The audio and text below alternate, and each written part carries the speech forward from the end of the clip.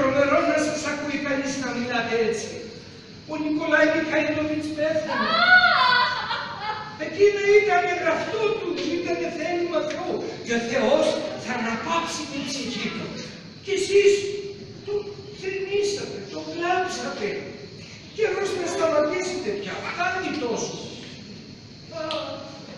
Δεν μπορεί κανείς να φοράει μαύρα και να κλαίει όλη την ημέρα. Κάθεστε μέσα στο σπίτι και ούτε κάνετε σκέψεις. Λες και χάθηκε, λες και δεν υπάρχει καθώς πρέπει κόσμος. Άλλο. Η γειτονιά γεμάτα ευγενείς.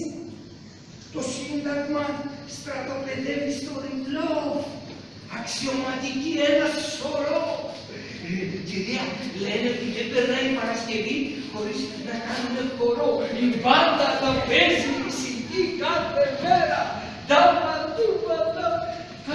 Κυρία μου, ακριβή μου κυρία, καλή μου κυρία. Είστε νέα, όμορφοι, γεροί. Εκείνο που σας λείπει είναι η χαρά και η διασκέδαση. Και να ξέρετε, η ομορφιά δεν είναι παντοτινή.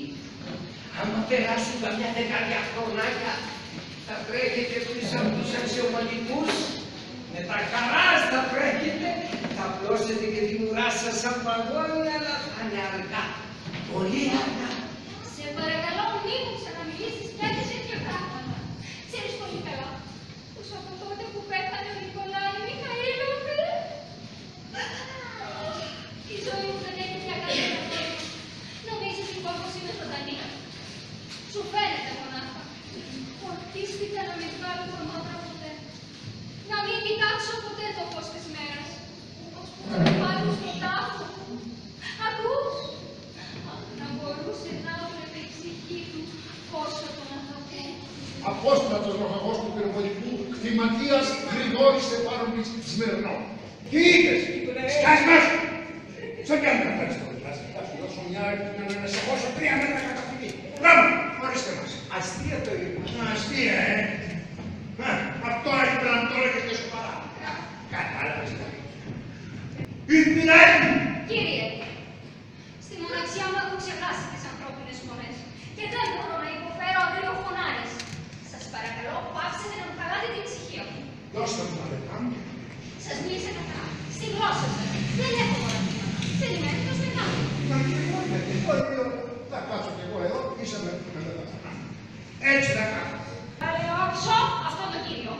Κύριε, αφού σας διατάσσουν, γιατί δεν φεύγετε? Θέλετε να... Είναι το δικαίωμα με βρείτε. Δεν μ' άρεσε να σας βρίσω. Γιατί με αυτό? Θα ρίχνω πως σας φοβάμαι. Σοκαχαρώ να ακούσω μια σφαίρα στο προστίχο κεφαλό σας. Ούτε κανένα αισθηματικό. Αντίο. Αντίο. Φούρκα που την έχω. Φούρκα που την έχω. Μη με πλησιάσετε. Μη με πλησιάσετε. Μη με πλησιάσετε.